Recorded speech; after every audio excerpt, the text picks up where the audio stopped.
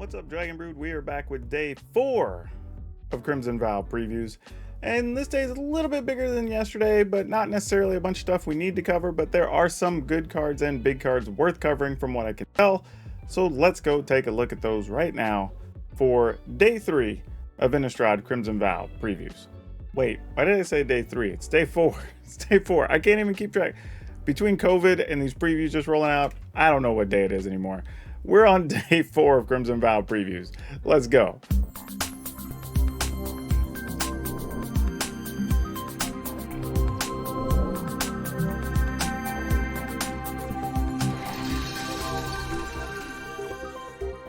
All right, so here we have Brian Comer.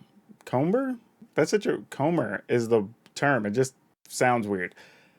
Colorless, white-blue, 1/1, spirit creature. Whenever Brian Comer enters the battlefield or becomes the target of an aura spell, create a 1/1 white spirit creature token with flying. It has disturbed of a white and a blue.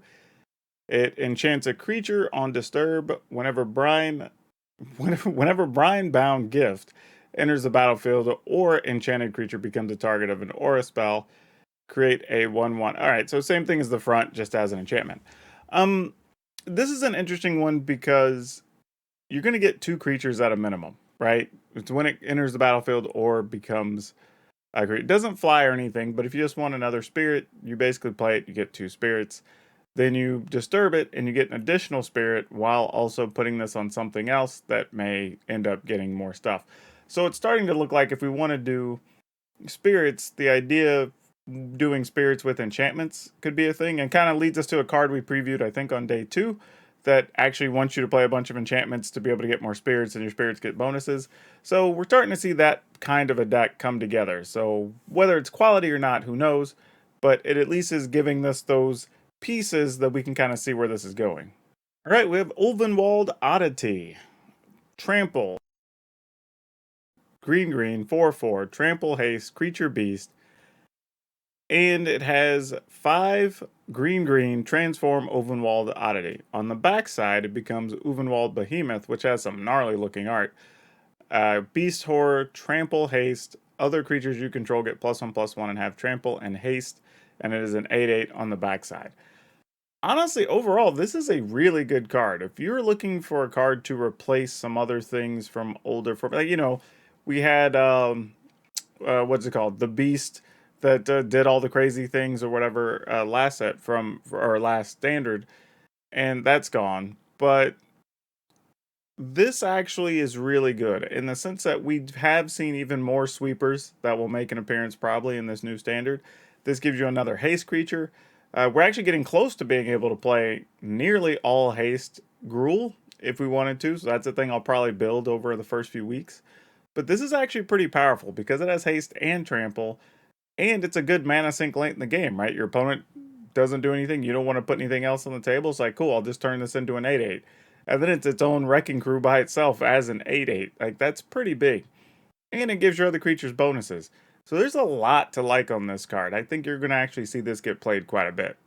Right, here we have Dreadfast Demon, 5 black, 6/6 creature demon with flying. At the beginning of your end step, sacrifice a non-demon creature. If you do, create a token that's a copy of Dreadfast Demon. Okay, this one's a little weird to parse, right? Okay, so you have 7 mana for a 6/6 flyer. That's fine, not great. But during your end step, you can sacrifice, well, something else effectively because it's a non-demon creature to get another 6/6 with the same ability. So you're ultimately going to run through all your creatures to replace them with 6/6 flyers, which is actually pretty cool. I just don't know how often we can play this. It's 7 mana. I mean, now, if there was something you wanted to play in a Reanimator deck, this could be one of the cool things, because you get this back out, and if you had some other tokens or whatever, you could start turning those into other things, and that'd be pretty sweet. But I just don't know if we have enough. Like, we have enough targets to reanimate. I just don't know if we have enough quality reanimation spells.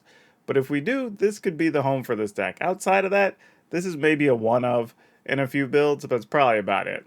All right, we have Saguardian Paladin, 2 green-white, 4/4, creature, human, knight. As long as you put 1 or more +1/+1 counters onto a creature this turn, The Paladin has Trample and Lifelink. You can pay 1, a green, and a white. Target creature you control with a +1/+1 counter on it gains Trample, Lifelink until end of turn. So this kind of just fits in those other Lifelink decks, right? That are already getting the +1/+1 counters. Otherwise, I don't know if this has a real home. I mean, it's neat being a 4/4 human that you could play in some of the human builds, but maybe not great.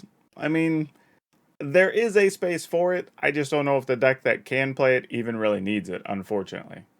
Troxel, the Corrosive, or Troxreal, the Corrosive, 5 colorless, black, 7/7, legendary creature slug horror. At the beginning of each end step, so it's each turn, put a slime counter on each creature you don't control. Creatures you don't control get -1/-1 for each slime counter on them. Whenever a creature you don't control with a slime counter on it dies, you create a 1/1 black slug creature token. You can pay a black and a blue, sacrifice a slug, draw a card. That's a lot that this card does. If you can make this work, if you can get it into play efficiently, maybe there's a thing in standard, but realistically, this is probably just a really fun commander card. It could be something you could build around. It's obviously going to be your commander, if you play it. I mean, this might be it is the first legendary slug, I'm pretty sure. So I don't know, maybe you want to do a slug snail deck.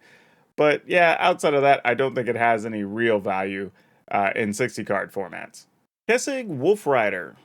1 red, 1/2, human knight, menace, pay 2 and a red, tap it, exile 3 cards from your graveyard, create a 3/2 red wolf creature token.